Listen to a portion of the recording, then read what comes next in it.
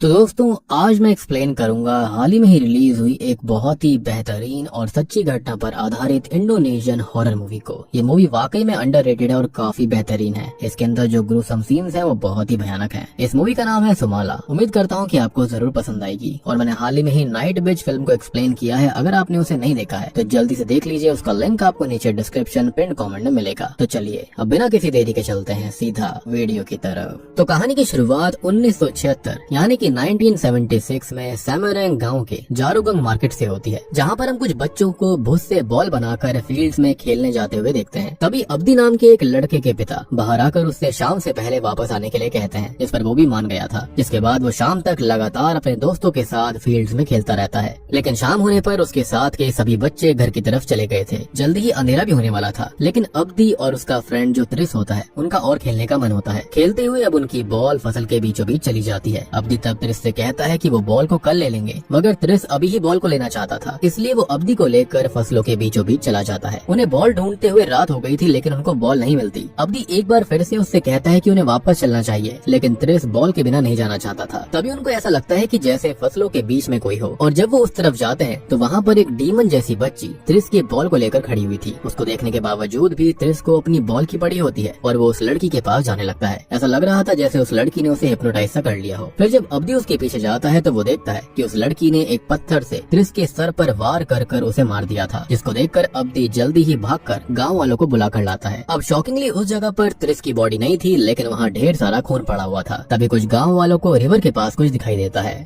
और अब जब वो सभी लोग वहाँ पर जाते हैं तो उन्हें नदी के पत्थर के ऊपर त्रिस की सड़ी हुई लाश मिलती है, जिसको देखकर सबके पूरी तरह से होश उड़ गए थे। अब अगले दिन त्रिस के पिता को ये लग रहा होता है कि अब्दी उस लड़की के बारे में कहानी बना रहा है, जबकि उसने खुद ही त्रिस को मार दिया होगा, क्योंकि आखिरी टाइम वही उसके साथ था। इसलिए वो अब्दी को सजा देना चाहता था। पर तब अब्दी के पिता उसे गाँव वालों के सामने बचाते हैं, लेकिन इतने में ही वहाँ पर मिस्टर शाब्दो आ जाते हैं, जिनको अब्दी की बातों पर पूरी तरह से भरोसा था। वो बताते हैं कि त्रिस को असल में सुमाला ने मारा होगा और इसका मतलब ये है कि अभी भी वो गाँव के अंदर मौजूद है। और तभी मिस्टर शाब्दो की बात सुनकर सभी हैरान रह गए थे। अब मिस्टर शाब्दो सुमाला की कहानी बताना शुरू करते हैं। ये बात उस समय से 29 साल पहले यानी कि सन 1947 की है। अब उस समय में हम सेमरंग गांव के सबसे अमीर आदमी सोजीमान और उसके अंकल को देखते हैं। अब सोजीमान की बीवी का नाम लवस्त्री होता है। उनकी शादी को 11 साल बीत गए थे, लेकिन उनकी कोई संतान नहीं होती। इसलिए सोजीमान के अंकल चाहते थे कि वो उसकी जमीन को फैक्ट्री बनाने के लिए भेज दें, जिससे कि उनको अच्छा खासा मुनाफा होगा। उन्होंने अपनी जमीन को भी बेच दिया था। सोजीमान लेकिन इसके लिए मना कर देता है, क्योंकि वो अपनी जमीन को बेचना नहीं चाहता था। उसके खानदान की वो निशानी थी। पर तब उसके अंकल उसको धमकाते हैं, ये कहते हुए कि ये जमीन जो है वो हंगसंकारा परिवार की है और उनका भी इस जमीन पर हक है। और क्योंकि सोजीमान की खुद की कोई भी संतान नहीं थी, इसलिए जल्दी ही वो उस जमीन को अपने अंडर में करने वाले थे। अब सोजीमान को ये सुनकर बिल्कुल अच्छा नहीं लगता और जब वो अकेले में अपनी बीवी लवस्त्री से बात करता है तो वो उससे साफ साफ कह देता है कि अगर वो 1 साल के अंदर अंदर उसे कोई बच्चा नहीं दे पाई तो वो दूसरी शादी कर लेगा। लवस्त्री इस बात से काफी ज्यादा परेशान हो जाती है और रोने के लिए बाहर चली जाती है, जहाँ पर उनके घर के बाहर मौजूद एक शेड में 2 वर्कर्स बात कर रहे थे, जिनकी बातों से लवस्त्री को ग्रैंड माँ तुकीना के बारे में पता चलता है, जो कि किसी भी लेडी को प्रेग्नेंट करवा सकती थी। उनके टोटके नुस्खे काफी खतरनाक थे। अब उनके बारे में जानने के बाद लवस्त्री तुकीना के पास जाने का डिसाइड करती है और अपने ही घर में काम करने वाली एक लेडी आंट सम के साथ तुकीना के घर की तरफ जाने लगती है। तुकीना के घर जाने के लिए नदी को क्रॉस करना पड़ता था, जिसको यांतो नाम का एक आदमी ही क्रॉस करवाया करता था, और अभी वो लवस्त्री और आंट सम को भी वो रिवर क्रॉस करवा कर तुकीना के घर पर छोड़ देता है। तुकीना के घर के अंदर लवस्त्री अकेले ही गई थी। तब तुकीना उसको साफ बता देती है कि उसकी शक्तियाँ अलग हैं। वो काले जादू का इस्तेमाल करती है, जो कि उसको डेविल से ही मिलती हैं। तुकीना उसको प्रेग्नेंट तो करवा सकती थी, लेकिन इससे लवस्त्री डेविल के साथ एक शर्त से बंध जाती। उसको ट्विंस लड़कियां पैदा होंगी, जिसके अंदर एक तो इंसान की बेटी होगी जो कि सुंदर और काइंड होगी, लेकिन दूसरी डेविल की बेटी होगी जो कि बदसूरत और खतरनाक होगी। लवस्त्री के सामने शर्त यही थी कि उसे उन दोनों बच्चों को 10 साल होने तक उन्हें बहुत अच्छे से और प्यार से पालना होगा, जिसके बाद उनके 10 साल का होते ही डेविल अपने बच्चे को ले जाएगा और लवस्त्री अपनी बेटी के साथ अच्छे से रह सकती है, जो कि इंसान रहेगी। लेकिन एक चेतावनी ये थी कि लवस्त्री डेविल के बच्चे को कोई भी नुकसान पहुंचाती है तो लवस्त्री के पूरे खानदान के लिए सही नहीं होगा और उनके घर में अभी की तरह ही कुछ भी नहीं बचेगा। लवस्त्री इस बात से डर तो गई थी, पर क्योंकि उसके पास कोई भी रास्ता नहीं होता, इसलिए वो डेविल के साथ डील करने के लिए मान जाती है। तब तुकीना एक रिचुअल करती है, जिसके अंदर वो किसी के खून में कुछ चीजें मिलाकर लवस्त्री को पिलाती है। साथ ही साथ वो कुछ चैंटिंग्स भी कर रही रही थी, जिसके साथ ही अचानक से लस्त्री का शरीर अकड़ने लगता है और उसका जो पेट होता है वो भी कुछ पल के लिए फूल गया था। अब तुकीना का रिचुअल इससे पूरा हो जाता है और वो लस्त्री को बताती है कि वो अब 2 महीने बाद प्रेग्नेंट हो जाएगी और लस्त्री इससे काफी खुश होती है। अब 2 महीने बीत जाते हैं जहाँ पर हम जानते हैं कि लस्त्री वाकई में प्रेग्नेंट हो गई थी, जिसके बारे में जानकर सोजिमान काफी खुश होता है। वो तुरंत ही गाँव वालों को इसके बारे में बता देने के लिए कहता है और गाँव के अंदर पहले ये काफी चीज फेमस हुआ करती थी, जो की बहुत ज्यादा अमीर लोग हुआ करते, वो पूरे गाँव के अंदर इस चीज को खुशी के तौर पर सुनवा दिया करते थे कि उनकी संतान आने वाली है। खैर वो लस्त्री के साथ अपने बच्चों का नाम सोचने लगता है और उसने एक बच्ची का नाम सुमाला और दूसरी बच्ची का नाम कुमाला सोचा था, क्योंकि जैसा कि यहाँ पर बताया गया था कि उसे ट्विंस होने वाले थे। इसके बाद हम सीधे लस्त्री की बेदिंग सेरेमनी को देख पाते हैं और अब वो दिन आ जाता है जब लस्त्री की डिलीवरी होनी थी। तब उसे अपने रूम के सोफे के ऊपर डेविल भी बैठा हुआ दिखाई देता है। अब पहली बच्ची के पैदा होने पर वो बच्ची एकदम शांत थी, जिसको देखकर सबको लग रहा था कि वो खत्म हो चुकी है, लेकिन इस बारे में वो अभी लस्त्री को ना बताकर उसे और पुश करने के लिए कहती है। जिसके बाद एक और बच्ची पैदा होती है जो कि दिखने में काफी डरावनी थी और डिफॉर्म भी लग रही थी। उसके रोने की आवाज सुनकर सोजिमान अंदर आता है और सबसे पहले तो वो अपनी मृत बच्ची को देखता है, जिसको देखकर वो काफी परेशान हो गया था। पर अब जब वो अपनी जिंदा बच्चे के पास जाता है तो उसको देखकर वो और ज्यादा गुस्से में आ गया था, क्योंकि वो दूसरी बच्ची डिफॉर्म पैदा हुई थी, यानी कि वो डेविल की बच्ची थी। ये देखकर वो तुरंत ही बाहर से एक बड़ा सा डैगर लेकर आता है और उस डिफॉर्म बच्ची को जान से मारने लगता है। लस्त्री उसको रोकने की भी कोशिश करती है, क्योंकि वो जानती थी कि उसने डेविल के साथ डील करी थी, लेकिन सोजिमान को डेविल की डील के बारे में कुछ पता ही नहीं था और वो उसे जान से मार डालता है। लेकिन तभी अचानक से वो दूसरी बच्ची जो कि अब तक शांत थी, वो अचानक से रोना चालू कर देती है। अब सोजिमान इस चीज से काफी खुश हो गया था और वो सुकीर से इस बारे में गांव वालों को बताने के लिए कहता है, जिसके साथ ही अब कहानी 3 साल आगे यानी कि 1950 में आती है, जहाँ पर हम देखते हैं कि वो जो बच्ची जिंदा बच गई थी उसका नाम असल में कुमाला रखा गया था, लेकिन वो लेफ्ट साइड से डिसेबल्ड होती है। इवन 3 साल की होने के बावजूद भी वो सही से नहीं बोलती थी। सोजिमान और लस्त्री इस बात से परेशान रहा करते। उस वक्त हम सोजिमान के कुछ रिश्तेदारों को उसके घर पर बैठा देखते हैं। वो लोगों की बातों से हमको पता चलता है कि सोजिमान भी बचपन में डिफॉर्म पैदा हुआ था, जिस वजह से वो भी सही से नहीं चल पाता था। तब मिसेस दार्मी नाम की एक लेडी ने उसकी मसाज करी थी और वो सही हो गया, लेकिन कुमाला को वो लोग पहले ही उनके पास ले जा चुके थे, लेकिन उनकी मसाज का भी उसके ऊपर कोई फर्क नहीं पड़ा। लस्त्री ये सब बातें सुन रही होती है और अब कुछ दिनों बाद जब कुमाला साइकिल से खेल रही होती है तो लस्त्री उसे खेलने से मना करती है, तो कुमाला उसके ऊपर चिल्लाने लगती है, जो कि सोजिमान भी देख रहा था। कुमाला अब अपने रूम में जाकर अपने सर को बिस्तर पर पटकने लगती है, जिसको देखकर सोजिमान को लगता है कि कुमाला पागल है, इसलिए अब वो उसको घसीटते हुए उसी शेड टाइप जगह में लेकर जाता है और वहीं पर बांधकर छोड़ देता है। फिर अब कहानी यहाँ से 1955 में आती है, जहाँ पर कुमाला के साथ उसके डिसेबल्ड होने की वजह से वो सही से उससे बर्ताव नहीं करता था। इनफैक्ट कोई भी उससे सही से बर्ताव नहीं किया करता, उसको शेड में ही बांध कर रखा जाता था। और अगर आपको डेविल के साथ करी गई डील याद होगी तो दोनों ही बच्चियों को काफी लाड से दुलार से पालना था, लेकिन यहाँ पर तो सोजिमान ने डेविल की बच्ची को स्टार्टिंग में ही मार दिया और कुमाला के साथ भी अच्छा बर्ताव नहीं किया जाता था। एंड आई बिलीव कि कुमाला का एक साइड डिसेबल्ड होना डेविल का ही कोई कर्स होगा। लेकिन अब एक दिन कुमाला जैसे तैसे वहाँ से निकलकर मार्केट चली जाती है, जहाँ पर कुछ बच्चे एक बॉल के साथ खेल रहे थे,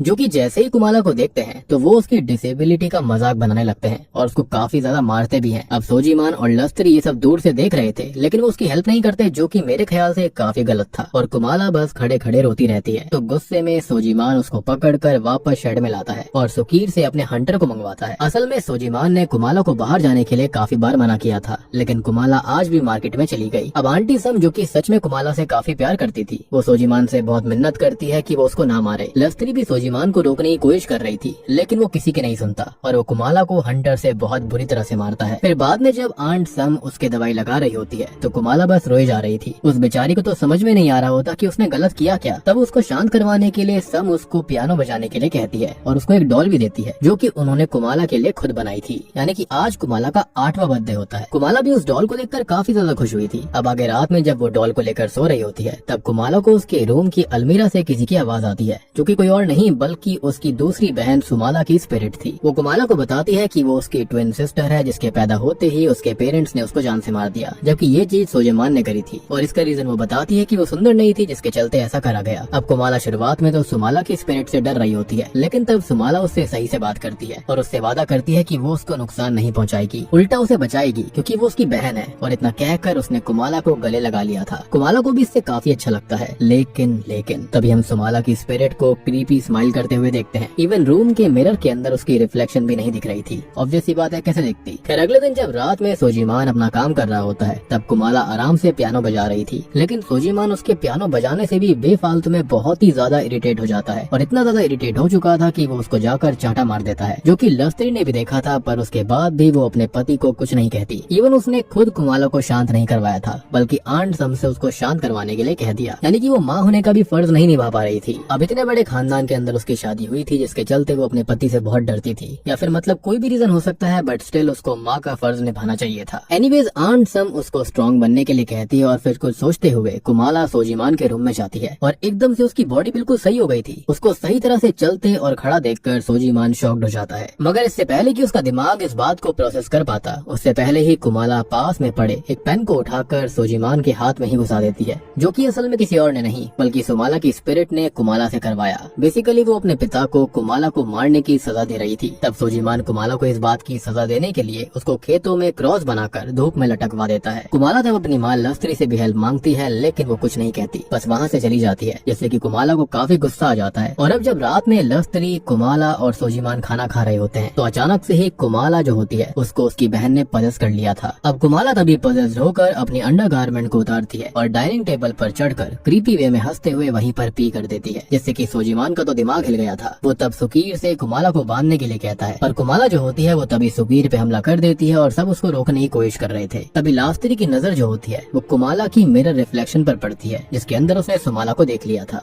जिसको देखकर तो उसके होश उड़ जाते हैं। बाद में वो भागती हुई बाहर चली जाती है और जब लास्त्री और सम बाहर जाती हैं, तो देखते हैं कि कुमाला बाहर मुर्गियों को मार कर कच्चा चबा रही थी। खैर अब अगले दिन जब कुमाला थोड़ा सा होश में आती है, तो आंट सम उससे प्यार से बात करते हुए पूछने की कोशिश करती है कि वो ऐसी अजीब हरकतें क्यों कर रही है, जिस पर कुमाला उनको सारा सच बताती है कि वो ये नहीं कर रही, ये सब असल में सुमाला की स्पिरिट कर रही है, जो कि उनके साथ मौजूद है। और लास्त्री जो होती है उसने बाहर से ये सारी बातें सुन ली थी और उसको समझ आ चुका था कि उसने डील को तोड़कर बहुत बड़ी गलती करी है। वो बस अब अपनी बर्बादी से बचना चाहती थी, इसलिए वो जल्दी में तुकीना से मिलने के लिए जाने लगती है। अब जो आंट सम होती है उसने भी उसको जाते हुए देख लिया था, इसलिए वो अपने बेटे शाब्दो से कुछ देर के लिए कुमाला का ध्यान रखने के लिए कहती है और लस्त्री के पास जाने लगती है। शाब्दो असल में सम का ही बेटा था, जो कि अभी 1976 के अंदर गांव वालों को इस कहानी के बारे में बता रहा था। खैर वो यहाँ पर कैसे पहुँचा, क्या हुआ था, इसके बारे में भी हमको आगे जरूर पता चलेगा। Anyways coming back to the story now, तो यहाँ पर जो लस्त्री होती है वो सीधा यान्तो के पास चली जाती है। यान्तो उनको ये बताता है कि तुकीना तो पिछले महीने ही मारी जा चुकी है, जिसको सुनकर लस्त्री और ज्यादा परेशान हो गई थी, क्योंकि तुकीना के अलावा कोई भी नहीं था जो कि उसकी हेल्प कर सकता था। इसलिए वो परेशान होते हुए सम को भी बता देती है कि उसने प्रेग्नेंट होने के लिए डेविल के साथ डील करी थी, यानी कि आज तक उसने इस बारे में किसी को बताया ही नहीं था। अब सम भी ये जानकर काफी डर जाती है, जिसके साथ कहानी अब एक साल और आगे बढ़ती है, यानी कि 1956 में, जहाँ पर अब कुमाला के साथ और भी बुरा सलूक होने लग गया था। अभी भी सुकीर उसको पकड़कर शेड में लेकर जाता है और उसको चेन से बांधकर शांत रहने के लिए कहता है। इनफैक्ट उसने बाहर से भी ताला मार दिया था। सम अभी भी सोजीमान से ऐसा करने से मना कर रही थी, लेकिन सोजीमान के हिसाब से कुमाला दिन प्रतिदिन वाइल्ड होती जा रही है और इसलिए वो उसको खोलने से साफ इनकार कर देता है। तभी हम सम को देखते हैं, जो कि शेड के बाहर से ही कुमाला से बात करती थी। वो उससे ये कहती है कि वो बेशक से कैसी भी क्यों ना हो जाए, वो हमेशा उसको प्यार करेगी। और कुमाला के पास भी बस समी थी, जो कि उसके अंदर हिम्मत बांध कर रखा करती। अब अगले दिन कुमाला अपने रूम में बैठी होती है, तो नीचे गाँव के वही बच्चे आते हैं जो कि पहले कुमाला को मार्केट में परेशान कर रहे थे, और वो अभी भी उसको बॉल से खेलने के बहाने नीचे बुलाते हैं। और जोनो नाम का एक बच्चा उसको हैंडीकैप कहकर चिढ़ाने लगता है, और इस बार भी वो उसको काफी ज्यादा परेशान करते हुए मार रहे थे, और उन्होंने उसके फेस पर पॉट की मिट्टी भी लगा दी थी। सम ये देखते ही उन बच्चों को भगाने के लिए आती है, पर जाते जाते जोनो जो होता है वो बॉल से कुमाला के सर पर मार कर जाता है। अब कुमाला तब रो रही होती है और तभी उसकी नजर अपने माता पिता पर पड़ती है, जो कि ये सब होते हुए बस देख रहे थे, और उन्होंने अभी भी उसकी हेल्प करने की कोशिश नहीं करी, जिससे कि अब कुमाला को उनसे नफरत सी होनी चालू हो गई थी। खैर रात में कुमाला को आज भी शेड में ही बांधा गया था। अब डिनर करते हुए लस्त्री को लगता है कि जैसे शेड में कोई गड़बड़ है, लेकिन सोजीमान इस बात को उसका वहम बताकर उसे वहाँ पर नहीं जाने देता। पर वहाँ पर हम कुमाला को देखते हैं, जिसने खुद को आजाद कर लिया था और वो एकदम नॉर्मली चल रही होती है, मतलब कि उसकी बहन ने उसे पजेस कर लिया था। अब वो पास में रखे एक संदूक से एक डैगर निकालती है और बाहर चली जाती है। तब हम सुप्री को देखते हैं, जो कि उन बच्चों में से ही एक था जिन्होंने कुमाला को मारा था। वो सोजीमान के घर के पास वाले कुएं से पानी लेने आया था। तभी उसको झाड़ियों में से किसी की आवाज आने लगती है और झाड़ियों में से उसके सामने कुमाला आती है, जिसके पीछे सुमाला भी खड़ी हुई थी, यानी कि उसकी स्पिरिट। उसको इस तरह से देखकर सुप्री काफी डर गया था, लेकिन वो वहाँ से भाग पाता उससे पहले ही कुमाला उसको पकड़कर उसके पीठ को खंजर से बुरी तरह चीर देती है और बाद में उसके सर पर उस डैगर से वार करती है। अब आगे हम सुक्रो और कार्यो को भी देख पाते हैं, जो कि उन्हीं बच्चों में से एक थे जो कि उसको तंग करा करते। उनके पास भी कुमाला जाकर पहले तो उनको बहुत हॉन्ट करती है और बाद में उन्हें भी बेरहमी के साथ मार डालती है। अब अगली सुबह सारे गाँव वाले गाँव में से गायब हुए बच्चों को ढूंढने की कोशिश कर रहे होते हैं, लेकिन किसी को ना तो कोई बच्चा मिलता है, ना ही उनकी लाश। लाश, और इसलिए वो अगले दिन दूसरे गाँव में जाकर देखने का डिसाइड करते हैं। और तब तक के लिए सभी बच्चों को सूरज ढलने के बाद घर से निकलने से मना कर दिया गया था। अब इस बारे में जोनो और उसके बाकी साथी भी बात कर रहे होते हैं। उन्हें लग रहा था कि शायद सुक्रो, कार्यो और सुप्री प्रैंक कर रहे हैं, इसलिए वो 3 दिन से बस बॉल लेकर गायब हैं। उस समय वो लोग एक घर में अकेले ही बैठे हुए थे। तभी घर के बाहर कुमाला एक बॉल लेकर आती है और उसे दरवाजे के पास छोड़ देती है उन्हें मॉक करने के लिए। अब जोनो और बाकी सब उसको फिर से परेशान करना चाहते थे, लेकिन जब वो बाहर जाकर उसको परेशान करने के बारे में सोचते हैं तब एक बच्चा उसके हाथ में उसी डैगर को नोटिस करता है, लेकिन कोई उस बारे में ज्यादा नहीं सोचता और वो लोग कुमाला की तरफ बढ़ने लगते हैं। लेकिन हम जानते हैं कि कुमाला पजल हालत में पहले से ही उन लोगों से रिवेंज लेने के लिए तैयार थी। अब वो गुस्से में आकर उनके ऊपर हमला कर देती है और एक एक करके सभी बच्चों को बहुत ही बेरहमी के साथ मार डालती है। फिर अगले दिन जब गांव में सब बाकी बच्चों को भी ढूंढ रहे होते हैं तब सबसे पहले तो उन्हें सुक्रो और कार्यो की लाश पत्तों के बीच में मिलती है, जिसके पास कुमाला की वही डॉल पड़ी हुई थी जो कि उसको आंट सम ने बना कर दी थी। वही सम भी आज जब कुएं से पानी निकाल रही होती है तो वो पानी के अंदर खून को देखकर डर जाती है। फिर जब सुकीर वहाँ पर आकर चेक करता है तो उन्हें भी वहाँ पर सुप्री की लाश मिल गई थी, जिसको देखकर सोजीमान बहुत ही ज्यादा शॉक्ड रह जाता है। वही गाँव वाला को अब बाकी बच्चों की लाश खेतों में मौजूद एक डंडे के पास मिलती है, जिसके चारों तरफ 4 बच्चों की लाश थी और उनकी मुंडी को एक के ऊपर एक करके उस डंडे में मोतियों की तरह पिराया गया था। सभी गाँव वाले इस खौफनाक मंजर को बिल्कुल सहम चुके थे, पर क्योंकि उन्हें बच्चों की लाश के पास कुमाला की डॉल मिली थी इसलिए उनको लगता है कि ये सब असल में सोजीमान ने करा है। वो इस बारे में बात करने के लिए उसके घर भी जाते हैं, लेकिन सोजीमान अमीर आदमी था। वो उनको समझाते हुए उनसे पहले सबूत मांगता है। अब सोजीमान के साथ साथ गाँव वालों को कुमाला के ऊपर भी शक होता है, लेकिन वो कुछ भी नहीं कर सकती थी, इसलिए सब अपने घर वापस लौट जाते हैं। अब उनके जाने के बाद में सोजीमान को भी समझ में नहीं आ रहा होता कि ये सब कुमाला ने करा है या फिर नहीं, क्योंकि उसने उसको बहुत ही कम चलते हुए देखा है। लेकिन एक पल को उसके माइंड में आ भी रहा होता है कि वो कभी कभी चलती है, जिसके चलते शायद वो ऐसा कर भी सकती है। अब उसके दिमाग में एक बात और आती है कि अगर कुमाला ने ये करा भी है तो वो शेड से बाहर कैसे निकली। अब सोजीमान के मन में ये बात चली रही होती है और वो इस बारे में लव स्त्री से बात करते हुए शेड में जाता है, जहाँ पर जाने पर उन्हें वहाँ की दीवार में एक बड़ा सा छेद मिलता है जिसको बोरियों से ढका गया था, विच मीन्स की कुमाला रात में उसी छेद से बाहर जाया करती थी। और अब सोजीमान को भी भरोसा हो गया था कि गाँव में जितने भी बच्चे मारे गए हैं उन सबको कुमाला ने ही मारा है। पर तब लव स्त्री उसको बता देती है कि ये सब असल में कुमाला ने नहीं किया बल्कि सुमाला की स्पिरिट ने करा है, और लव स्त्री ने भी उसको अपनी आंखों से देखा था। अब सोजीमान तो ये सब सुनकर बिल्कुल दंग रह जाता है। सबसे पहले उसके सामने तो वही विजन आता है जब उसने सुमाला को पैदा होते ही जान से मार दिया था, और अब वो इस बारे में बात करने के लिए कुमाला के पास जाता है। पहले तो वो उसको कुछ नहीं बताती, पर जब सोजीमान उससे वादा करता है कि वो उसको कुछ नहीं करेगा तो कुमाला उसको बता देती है कि हाँ ये सब सच है और ये सब सुमाला की स्पिरिट ने ही उसको पजस करवा के किया। वो कहती है कि उसने उसे काफी रोकने की कोशिश करी थी लेकिन वो नहीं मानी। अब कुमाला अपने पिता को बताती है कि सुमाला की स्पिरिट ने उससे वादा किया है कि वो उन इंसानों को जिंदा नहीं छोड़ने वाली जो कि उसको परेशान करते हैं। और सोजीमान ये बात सुनकर कुछ सोचते हुए जल्दी से नीचे जाता है। नीचे जाकर वो सुकीर से कुमाला को शेड के अंदर शक्ल करने के लिए कहता है, यानी कि उसको और ज्यादा टाइटली बांधने के लिए कहता है, और वो खुद मिस्टर कुसनो के पास जाने लगता है जो कि असल में काइंड ऑफ शेमन थे जो कि कुमाला को सुमाला से अलग करने में हेल्प कर सकते थे। अब सुकीर ने कुमाला को बांध दिया था और कुमाला अभी रो रही होती है और उसको समझ में नहीं आ रहा होता कि ये सब हो क्या रहा है। तब आंट सम उसके पास आकर उसे शांत करवाती है, उसको संभालती है। अब रात में कुमाला का 9वां बर्थडे भी था और वो आंट सम से इस बार गिफ्ट में यही चाहती थी कि वो उसे छोड़कर चली जाए, क्योंकि कुमाला को सुमाला ने बता दिया था कि वो 12 बजते ही उसको पजस कर लेगी और अपनी मौत का बदला लेगी। ऐसे में कुमाला नहीं चाहती थी कि वो पजस होकर आंट सम को भी नुकसान पहुंचाए। अब सम जो होती है वो वैसे तो उसे छोड़कर नहीं जाना चाहती थी, पर वो कुमाला के जिद करने पर मान जाती है और तुरंत ही अपने बेटे शाब्दो को वहाँ से लेकर निकल जाती है। शाब्दो उनसे जानने की भी कोशिश कर रहा था कि वो सोजीमान के यहाँ पर काम को क्यों छोड़कर जा रहे हैं, लेकिन अभी सम शाब्दो को कुछ नहीं बताती। और अब थोड़ी देर के बाद में सुकीर कुमाला को खाना देने के लिए शेड में आता है, लेकिन कुमाला को वो खाना अच्छा नहीं लग रहा था। सुकीर तब उससे सही से बात भी नहीं करता, इसलिए कुमाला उसके सामने ही एक कॉकरोच को पकड़कर उसको खाने लगती है, जो कि उसको वाकई में अच्छा लग रहा होता है, जिससे कि थोड़ा घिन महसूस करते हुए सुकीर वहाँ से चला जाता है। वहीं सोजीमान भी अब कुसनो के पास पहुँच गया था, जिसको वो सारी बात बताता है और कुसनो अपने पास में ही पड़े हुए पॉट के ऊपर कुछ चैंटिंग्स करता है और उस पॉट में तुकीना के द्वारा करे गए रिचुअल के बारे में पता चल जाता है। साथ ही साथ उसे डेविल के साथ करी गई डील के बारे में जानकारी मिल गई थी। और जब सोजीमान उससे अब कुमाला को बचाने और सब कुछ सही करने के बारे में पूछता है तो कुसनो की आंखें अचानक सफेद हो जाती हैं। वो बताता है कि डेविल अपने बच्चे के मारे जाने की वजह से काफी ज्यादा गुस्से में है, यानी कि सुमाला की मौत की वजह से। और आज रात में सुमाला हमेशा के लिए कुमाला को अपने वश में कर लेगी। इसके बाद जैसे ही वो सही होता है वैसे ही वो सोजीमान को अपना एक डैगर देता है जो कि सुमाला की शक्तियों को कम करने वाला था। जिसके बाद में सोजीमान को कुमाला को कमजोर करके उसे कुस्नो के पास लेकर आना था और कुस्नो उसके ऊपर रिचुअल परफॉर्म करता।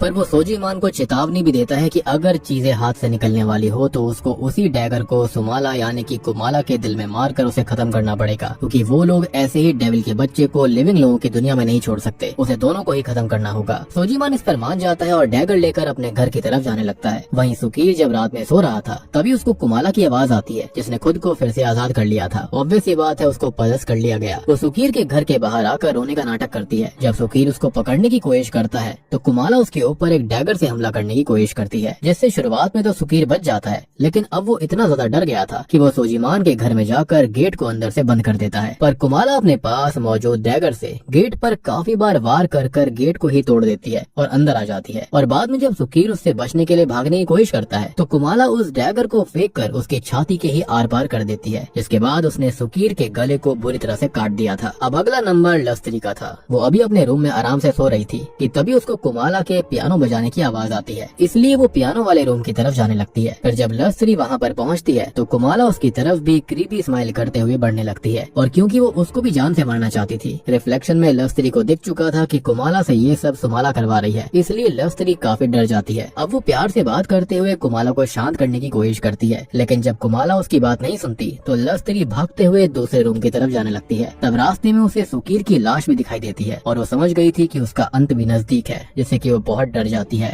अब लस्त्री जल्दी से एक रूम में जाकर उसके सामने एक बड़े से टेबल को रख देती है ताकि कुमाला उसे खोल ना पाए, यानी कि पजेस्ड हुई कुमाला। पर कुमाला गेट पर पहले तो डैगर से वार करती है और जब गेट कमजोर हो जाता है तब वो धक्का देकर उस गेट को तोड़ देती है। अब यहाँ पर आप सोच रहे होंगे कि इतनी छोटी बच्ची ऐसा कैसे कर रही थी। भाई साहब, वो डेविल के बच्चे से पजेस हो रखी है। अब सुमाला कुमाला की बॉडी में किसी भी हाल में अपनी मौत का बदला लेना चाहती थी। अब लस्त्री उसको समझाने की कोशिश करती है कि उसने कुछ भी नहीं करा है और सिचुएशन उसके हाथ में नहीं थी। इवन लस्त्री कुमाला को भी बचाने की कोशिश कर रही थी, पर वो डर की वजह से सोजीमान से कुछ नहीं कह पाती थी। ये सब जानने के बाद भी सुमाला पर लस्त्री की बातों का कोई भी असर नहीं हो रहा था। उसका मानना था कि लस्त्री शांत रहकर बस खुद को बचाने की कोशिश कर रही थी। और ये कहते हुए वो लस्त्री के पैर पर बहुत बुरी तरह से स्टैब करती है और अब वो उसको जान से मारने वाली थी। अब लस्त्री कहीं न कहीं समझ तो गई थी कि उसने कितना गलत करा है और वो इस बात को भी जानती थी कि ये उसका आखिरी समय है, इसलिए वो सुमाला से आखिरी टाइम विश करती है कि वो लस्त्री को कुमाला से बात करने दे। सुमाला भी इस पर मान जाती है और बॉडी का कंट्रोल कुमाला को दे देती है। लस्त्री ने अब कुमाला से माफी मांगना चालू कर दिया था क्योंकि वो एक अच्छी माँ नहीं बन पाई। कुमाला को भी लस्त्री की हालत देखकर अच्छा नहीं लग रहा होता। उसने तो लस्त्री को अपनी तरफ से माफ कर दिया था, लेकिन सुमाला अपनी माँ को माफ नहीं करती और कुमाला की बॉडी पर कंट्रोल लेकर पहले तो लस्त्री के हाथ काटने के बाद वो उसको स्टैब करके जान से मार डालती है। इसके थोड़ी देर के बाद में सोजीमान भी घर में पहुंच गया था। वो सीढ़ियों के नीचे पहले तो सुकीर की लाश को देखता है और ऊपर जाने के बाद लस्त्री की। अब लस्त्री की मौत के बाद वो पूरी तरह से टूट चुका था, क्योंकि सुमाला को जान से मारना और कुमाला के साथ गलत व्यवहार करना वो सब उसकी गलती थी और अब वो किसी भी हाल में उस गलती को सुधारना चाहता था। तभी वो रूम के अंदर रखी हुई रॉकिंग चेयर को देखता है जहाँ पर कुमाला बैठी हुई थी, जिसको सुमाला जला रही थी। जिसके बाद सुमाला कुमाला की बॉडी के अंदर जाकर सोजीमान की तरफ बढ़ने लगती है और उसे काफी बुरी तरह से घायल भी कर देती है। पर अभी जैसे जैसे सोजीमान घर से भागकर गांव में जाने में सफल हो गया था, जहाँ पर वो तुरंत ही इमरजेंसी वाले नगाड़े बजाता है और जल्दी से गाँव वालों को बुलाकर सुकीर और लस्त्री के मरने के बारे में बोलता है। ये बात सुनकर सभी गाँव वाले काफी परेशान थे। वो तुरंत ही सोजीमान के साथ उस घर में जाते हैं जहाँ पर सभी को लस्त्री और सुकीर की लाश देखकर काफी गलत लगता है। अब उन्हें वहाँ पर कुमाला नहीं दिखाई देती। तब सोजीमान उनसे कुमाला को ढूंढने के लिए कहता है, क्योंकि वो कुमाला को कैसे भी करके कुस्नो के पास ले जाना चाहता था।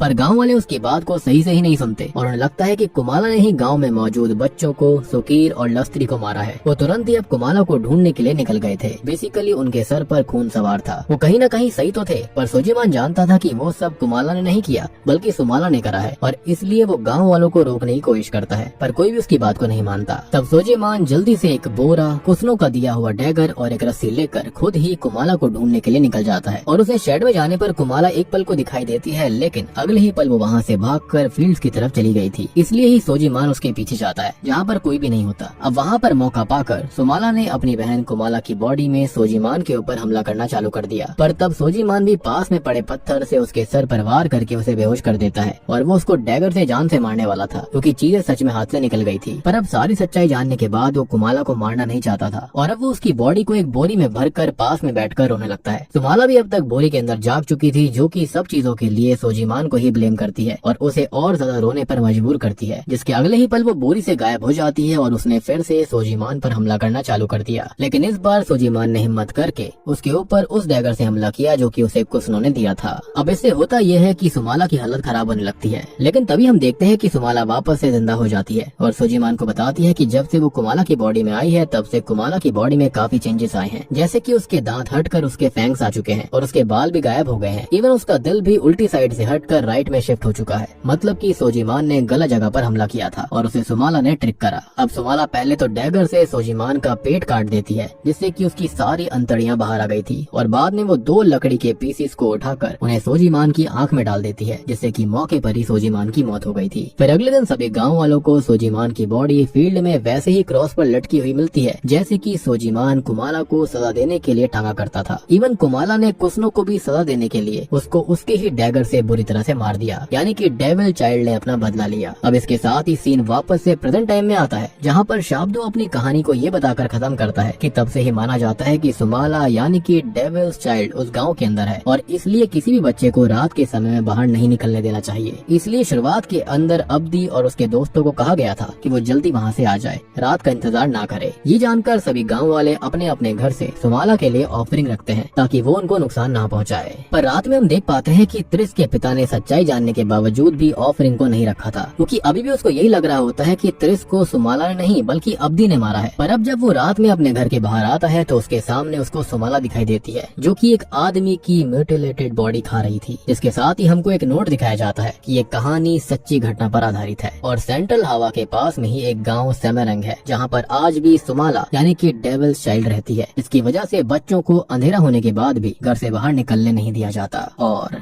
बूम, इसी के साथ में सुमाला मूवी यहीं पर खत्म हो जाती है। तो दोस्तों ये थी सुमाला फिल्म की डिटेल्ड एक्सप्लेनेशन, जो कि रियल स्टोरी पर आधारित है। उम्मीद करता हूँ कि आपको ये कहानी पसंद आई होगी। यहाँ पर समझाने जैसा कुछ भी नहीं है, सारी की सारी डिटेल्स मैंने आपको पहले ही बता दी हैं। लेकिन अगर आपका फिर भी कोई डाउट है तो आप कमेंट सेक्शन में पूछ सकते हो। तो उम्मीद करता हूँ कि वीडियो अच्छी लगी होगी। अच्छी लगी है तो वीडियो को लाइक कर दीजिए, चैनल के ऊपर नए हो तो सब्सक्राइब कर लीजिए और जल्दी से नाइट बिच मूवी को देख लीजिए अगर आपने उसे नहीं देखा है। काफी इंटरेस्टिंग मूवी है, उसका लिंक आपको नीचे डिस्क्रिप्शन में, पिन कमेंट दोनों में मिलेगा। तो मैं आप सबको मिलता हूँ अगली वीडियो के साथ में, तब तक के लिए